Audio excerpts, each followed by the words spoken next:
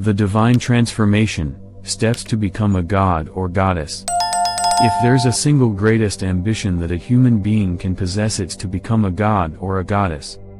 Alchemists looked far and wide for the philosopher's stone that would provide them with godlike immortality. Presumably, they failed. The Templars searched for the Holy Grail with the same intention and much the same result. Both the Hindu and the Taoist tradition boast legends of the seven immortals. Chiranjeevi are seven immortal living beings in Hinduism who are to remain alive on earth until the end of the current Kali Yuga. Okay, not exactly gods, but pretty powerful nonetheless. In the LHP, left-hand path/Luciferian, esoteric tradition, the final objective is to become a living god. A magician or an initiate becomes divine through gradual transformation. The psyche is strengthened to the point where it's able to survive without the physical body and is also strong enough to influence reality. So it is justified to make a comparison between this man-turned-god and the demiurge of the Gnostics. Demiurge is considered to be an imperfect creator, like Yahweh, one step below the perfect, omnipotent God of pure love. The Jewish Babylonian esoteric system of Kabbalah provides another example. In Kabbalah there exist two paths to godhood, the tree of life and the tree of death. The first path is an ascent towards the perfect God of pure love and becoming reunited with this consciousness. When that ontological change happens, the physically determined individuality vanishes. One becomes aware of the illusory nature of the current self. The second path is that of a Luciferian descent. One doesn't merge with the supposedly perfect God and lose individuality.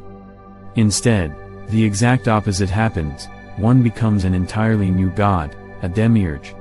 This is the Luciferian, and Promethean, ambition that according to the Book of Genesis humanity was ushered into varying degrees by the serpentine temptation in the Garden of Eden. It is the potential to become godlike that is provided by the Tree of Knowledge. We can also acknowledge the similarity between the serpent's role in this story and the Kundalini serpent in yoga, which when activated leads to enlightenment. On a more basic, metaphorical level, becoming a god or a goddess has more to do with the perception we create in the minds of others. Many Oriental monarchs such as the Persian emperors and the Egyptian pharaohs were considered descendants of sky gods, and by extension mortal gods. In the Roman Empire it was common for emperors to be divinized post-mortem for their accomplishments. This tradition started with the divinization of Gaius Julius Caesar by his nephew and successor Augustus. The mad emperor Caligula proclaimed himself god while he was alive, but this was frowned upon by the Romans, who weren't entirely happy with despotic customs of the Eastern royal courts. But still you proclaim, this doesn't answer my question. Astenu, you didn't provide me with a direct answer on how to become a god or goddess. Well, I'm just demonstrating the vast historical and dare I say interesting account of this ambition that you happen to share with kings, emperors, holy warriors and mystics. In addition to my step-by-step tutorial on how to become a god, you might also find it rewarding to research these magical and mystical systems and traditions and see if they lead you closer to the fulfillment of your destiny. To provide you with a head start, I will share with you a step-by-step path to godhood in this blog post. Before I do this, however, I want to answer a question that will surely arise in some readers' heads. Astenu, how can you give advice on becoming a god if you're not one yourself? Or are you a god? Or perhaps you're a madman for believing that you are. Just to be clear, I do not consider myself to be God, though in some situations I am godlike. For example, when summoning a spirit during ritual, a magician is indeed a godlike figure, creating a new entity. However, in the sense that we conceive a god in our culture, I am not one. However, this isn't due to a lack of knowledge or opportunity to find it. Knowledge is available to us all. The more difficult task is the work itself. Meditating for hours every day, performing various rituals, living in chastity, disciplining the mind and the flesh through fasting and strenuous exercise, behaving in a godlike manner in everyday circumstances. These are all difficult hurdles for any human to overcome. So it's no wonder we hear our neighbors bragging about their new Toyota Prius or losing a few pounds, rather than the progress they've made towards divine self-actualization. How to become a god or goddess. 1. Choose the right or left-hand path. In order to become a living god or goddess, it's necessary to find a step-by-step initiatory system or a mystical tradition. The first step towards finding that system begins here. There are two general paths of esoteric spirituality, the right and the left-hand path. As mentioned previously on the example of the Kabbalah, there is the right-hand path of the tree of life and the left-hand path of the tree of death, or knowledge.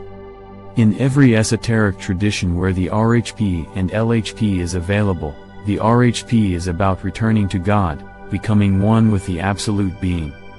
On the other hand, the LHP is about becoming a godlike spiritual force separate from this absolute being. Lucifer is the most memorable mythological being who encapsulates the LHP, since he had that same ambition. So often the LHP is considered Luciferian. Before you embark on the journey to godhood, first decide what is your ultimate goal. Keep in mind that the LHP is far more dangerous and sinister. It is the path of dark alchemical transformation and not for the faint-hearted. The RHP is about the exact opposite, letting go of the egoistic self and becoming selfless, charitable, pure love. In doing so, the RHP practitioner has to be strictly disciplined with his passions, but he is also safer from the external world due to this constraint. The LHP is much more expressive and outward, opening the practitioner to greater dangers from within and without. In any case, there's no point in choosing a path that you don't feel attracted to. Think about your primary motivations, whether you want to become a peaceful monk, undisturbed by any turmoils, or a spiritual warlord that can force his will upon the terrestrial and spiritual plane. At the same time, take into consideration that all paths require discipline and often similar methods of development, especially at the beginner and intermediate level. For example, most spiritual paths encourage meditation as a way to get more control over the mind in relation to external stimuli. 2. Explore esoteric systems that lead to enlightenment. The core motivation of all esotericism/occultism is obtaining greater power and knowledge. The final goal of that pursuit is to become a god. Believe it or not, all great traditions have an exoteric and esoteric component, including Christianity, Islam, Hinduism, Taoism, and Buddhism. However, in Christianity itself there is no acknowledged LHP, only RHP, and even that RHP is not initiatory but rather mystical. This means that it relies more on spiritual intuition and prayer than it does on any scientific approach to producing inner or ontological changes in the practitioner.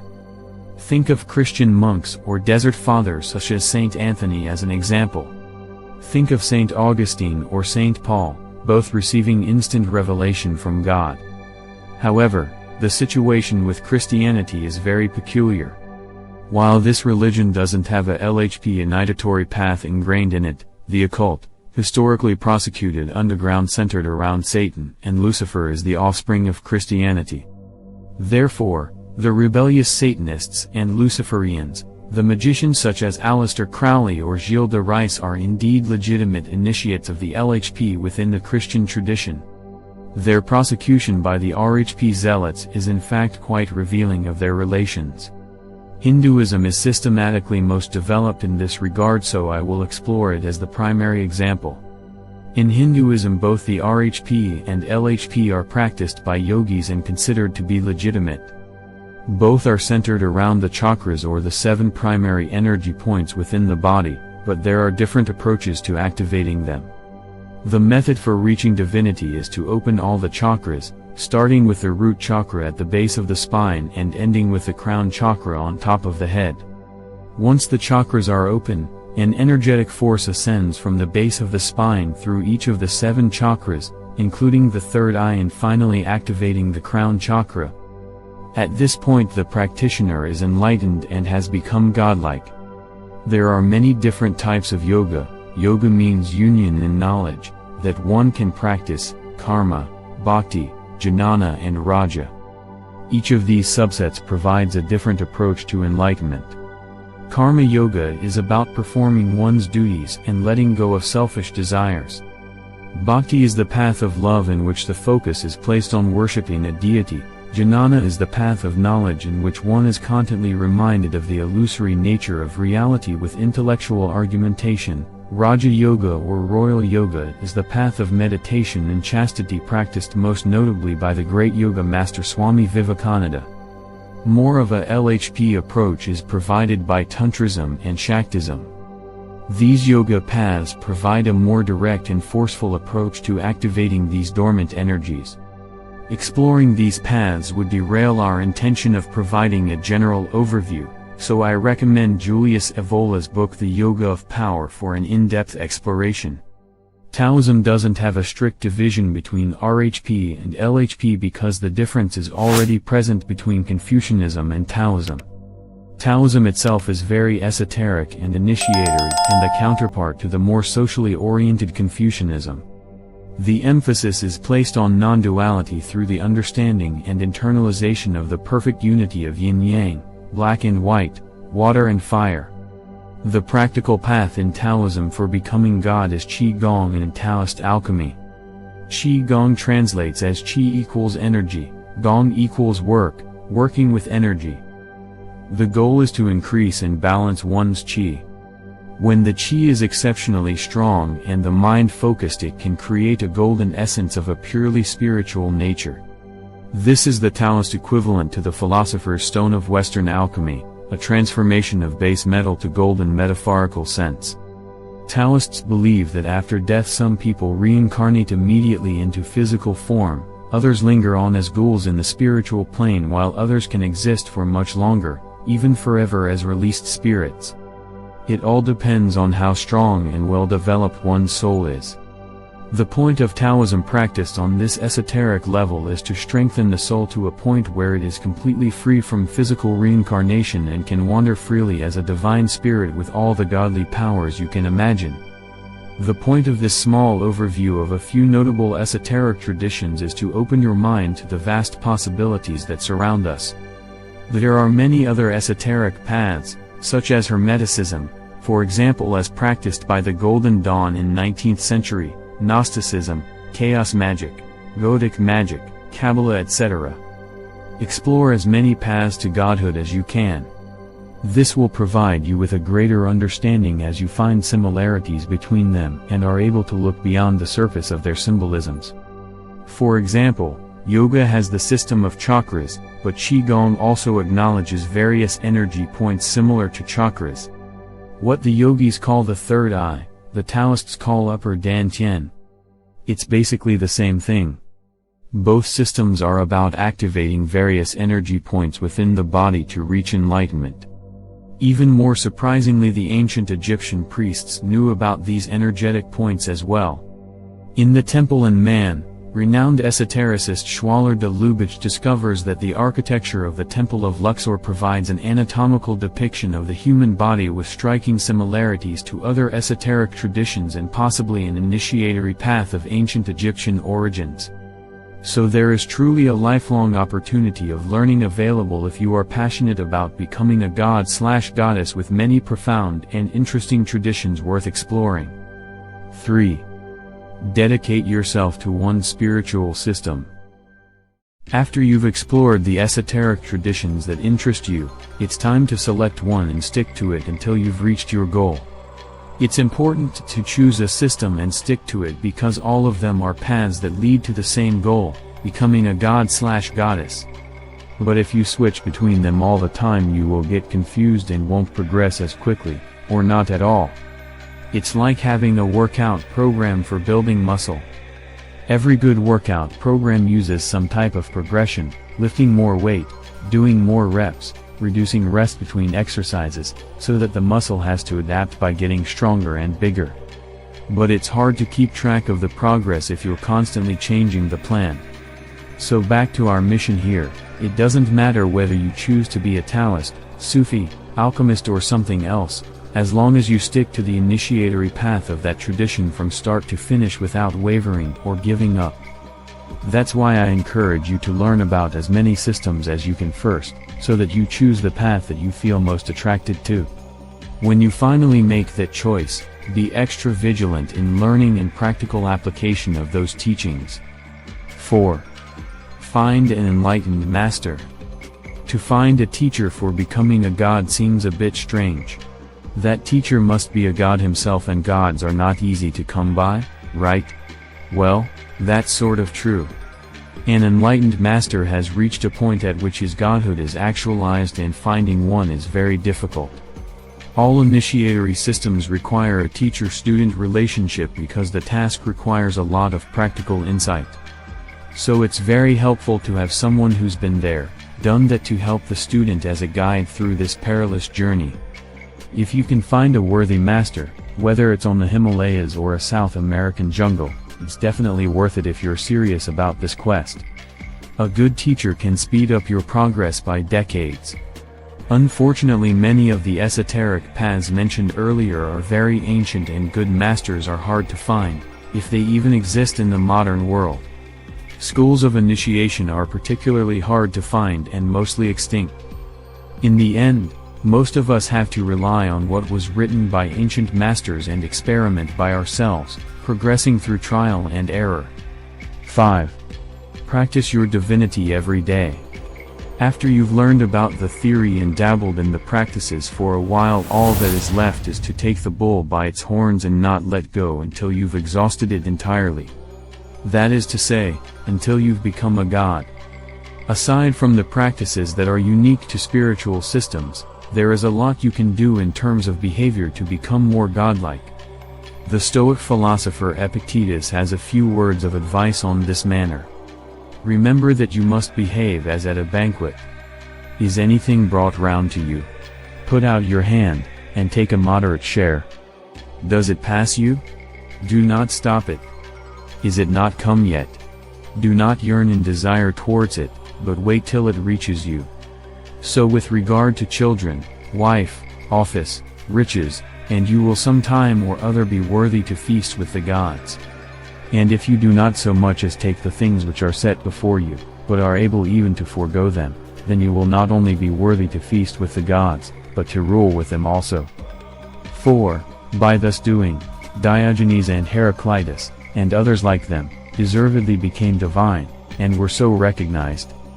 Ancient philosophers such as Epictetus, Epicurus and Socrates were very much interested in how to live a noble life.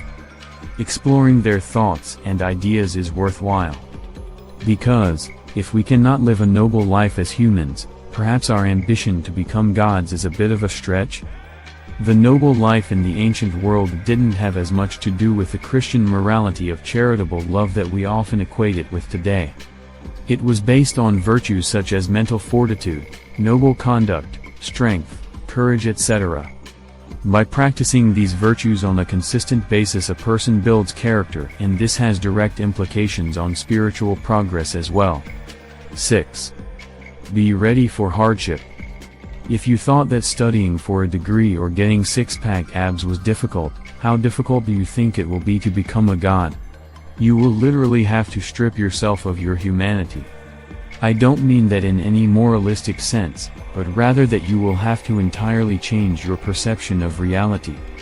Naturally, this type of transformation is painful and requires immense mental fortitude and ironclad discipline. I'm sure even David Goggins would not be entirely motivated to do this. In my opinion, this is perfectly okay. We don't want gods with weak character roaming around, now do we? The bar is set high because the reward is the greatest imaginable. If you want to become an all-knowing, omnipotent deity, you will have to work hard for it. This typically includes a lot of meditation, self-analysis, contemplation, overcoming challenges in the external world, building up character, etc. Furthermore, you will have to give up many of the things you love and hold sacred, and that is the most painful requirement of all. Final word, how to become a god/goddess. Your desire to become divine is as old as humanity itself, if not older. It is found in stories of the fallen angels, the Garden of Eden, Prometheus and many others. While the Judeo-Christian and Muslim tradition has a very RHP orientation, with the final goal being to live eternally in submission to God, the Eastern traditions are more sympathetic with the LHP of becoming a god through one's own efforts. So decide on the spiritual system you are most drawn to and do the necessary work. If you are interested in the occult tradition of the West, very LHP, you will probably enjoy my other articles as well. See you on the other side.